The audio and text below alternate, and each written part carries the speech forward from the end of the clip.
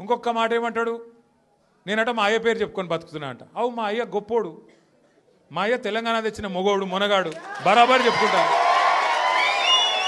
తప్పేమున్నది? మా అయ్య పేరు నేను కాకపోతే ఎవడు చెప్పుకుంటా, నాకు అర్థం కాదు.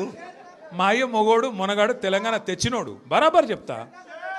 మరి నేనేమంటున్నా, నువ్వు సకట్ పనులు చేస్తే నీ పిల్లలు కూడా నీ పేరు చెప్పుకుంటారు. నువ్వు లుచ్చ పనులు చేసినావు అనుకో, నీ మన్మడు కూడా నీ పేరు చెప్పుడే గాలంగా మన్మని అని చెప్పుకోడు.